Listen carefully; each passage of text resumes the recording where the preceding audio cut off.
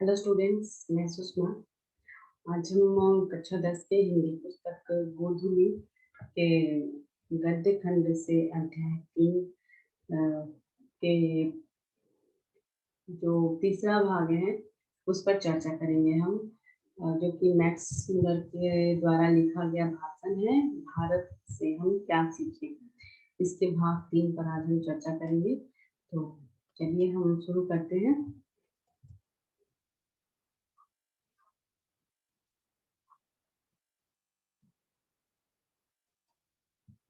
हाँ, यहाँ से इसका दूसरे भाग, इसके भाग 1 और 2 पर हम चर्चा कर चुके हैं। इसका भाग 3 आज यहाँ से हम शुरू करेंगे। दैवत विज्ञान पर भारत के प्राचीन वैदिक दैवत विज्ञान के कारण जो नया प्रकाश पड़ा है, उसके फलस्वरूप संपूर्ण दैवत विज्ञान को नया स्वरूप प्राप्त हो गया है। दैवत यानी देवी देवताएं, ईश्वर। अगर उस विज्ञान पर, ईश्वर के बारे में, भारत के प्राचीन वैदिक दैवत विज्ञान के कारण जो नया प्रकाश पड़ा है, जो भारत में जो ईश्वर के प्रति, ईश्वर पर जो रुचि दिखाई है, ईश्वर का जो अध्ययन किया है, उसके फलस्वरूप संपूर्ण दैवत विज्ञान को एक नया स्वरूप मिला है, एक नया रूप मिला है। किंतु बावजूद इसके किंतु बावजूद इसके कि सच्चे दैवत विज्ञान की एक आधारशिला रखी जा चुकी है। इस विज्ञान की व्यापक रूपरेखा अभी निर्मित होनी हो, और यह कार्य जितने सही ढंग से भारत में हो सकता है, अन्यथा कहीं नहीं। और जो ईश्वर के प्रति जो श्रद्धा है, जो भावनाएं हैं, और ईश्वर के प्रति हमारे भारत में जो भी रूपरेखा जो देखी गई है, एक बहुत ही बड़ी, बहुत ही फैला हुआ है। तो ये सब चीजें ईश्वर के प्रति जो भी है, ईश्वर के प्रति जो दैवत विज्ञान की एक आधारशिला है, हम कह सकते हैं, वो सब बस भारत में ही देखी जाती है। ईश्वर के प्रति इतनी भक्ति वो सभी भारत में ही देखी जाती है। और यह कार्य जितने सही ढंग से भारत में हो सकता है, वो और कहीं नहीं हो सकता। नीति कथाओं के अध्ययन क्षेत्र में भी भारत के कारण नव जीवन का संचार हो चुका है। जो नीति कथाएं हैं, उसके अध्ययन के क्षेत्र में भी भारत के कारण ही, केवल मात्र भारत के कारण ही नव जीवन का संचार हो चुका है।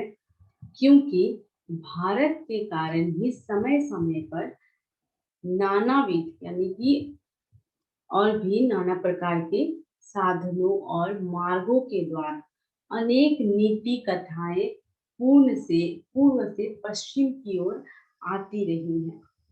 हमारे यहाँ प्रचलित कहावतों और दंत कथाओं का प्रमुख स्रोत अब बौद्ध धर्म को माना जाने लगा है।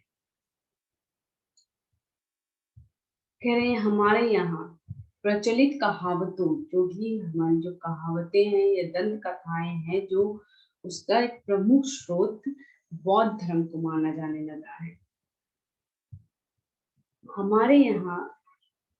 अच्छा, किंतु यहाँ भी अनेक समस्याएं ऐसी हैं जो अपने समाधान की प्रतीक्षा कर रही हैं। इन सब के बावजूद भी कह रहे हैं कि तो हमारे यहाँ ऐसी अनेक समस्याएं हैं जो कि अपने समाधान की अभी प्रतीक्षा कर रही हैं कि कब उन समस्याओं का समाधान निकलेगा। अभी भी ऐसा सोचा जा रहा है, उस पर विचार किया जा रहा है। उदाहरण के लिए शेर की खाल में गधा की कहावत को ही ले लीजिए। यह कहावत सबसे पहले यूनान के प्रसिद्ध एवं प्राचीनतम दार्शनिक प्लेटो के कर्टिलस में मिलती है।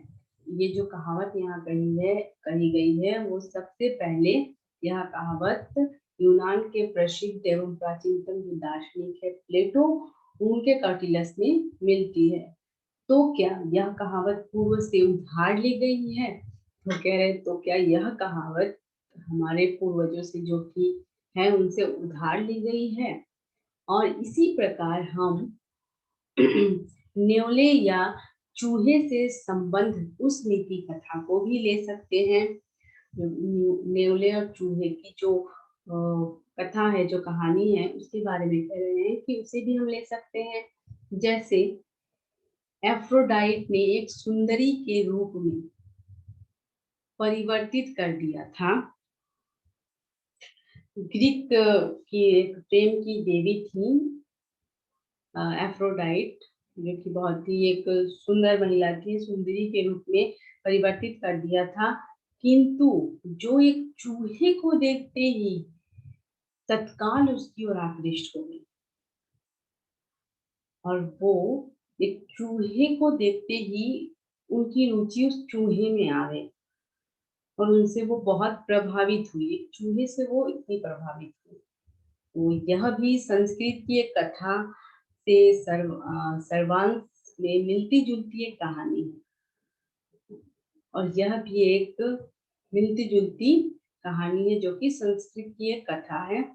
किंतु प्रश्न यह उपस्थित होता है कि यह कहानी यूनान में कैसे पहुंची, और वहां ईसा पूर्व 4वीं सदी में ही स्ट्रेटिस की कहानियों में स्थान कैसे पा गई। कह रहे हैं कि बात वो सब छोड़िए, बात यह है, हमारा प्रश्न यह है कि यह कहानी वहां तक पहुंची तो कैसे, और साथ ही साथ वह स्ट्रेटिस की कहानियों में भी स्थान पा गई। इस क्षेत्र में भी अभी बहुत काम करना होगा। हमें इससे भी और अधिक प्रयत्न युग में प्रवेश करना होगा। कह रहे हैं उन्हें अभी भी से और भी ज्यादा अधिक प्रयत्न करना होगा। वहां भी भारत तथा पश्चिम की अनेक दंत कथाओं में आश्चर्यजनक अनुरूपताएं मिलेंगी, और वहां भी ऐसी बहुत सारी और भी आश्चर्यजनक, हमें चौंका देने वाली बहुत सारी कथाएं मिलेंगी। यद्यपि अभी यह निश्चित रूप से नहीं कहा जा सकता है कि ये दंत कथाएं पूर्व से पश्चिम को अथवा पश्चिम से पूर्व को गई, तथापि यह असंदिग्ध रूप से प्रमाणित हो चुका है कि सोलोमन के समय में ही भारत, सीरिया और फिलिस्तीन के मध्य आवागमन के साधन सुलभ हो चुके थे।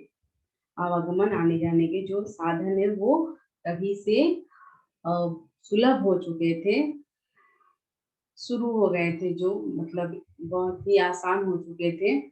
कुछ संस्कृत शब्दों के आधार पर मैं यह निष्कर्ष पर पहुंचा हूँ, इस निष्कर्ष पर पहुंचा हूँ कि हाथी दांत, बंदर, मोर, चंदन आदि जिन वस्तुओं के ओफिर से निर्यात की बात बाइबल में कही गई थी, वे वस्तुएं भारत के सिवा किसी अन्य देश से नहीं लाई जा सकती।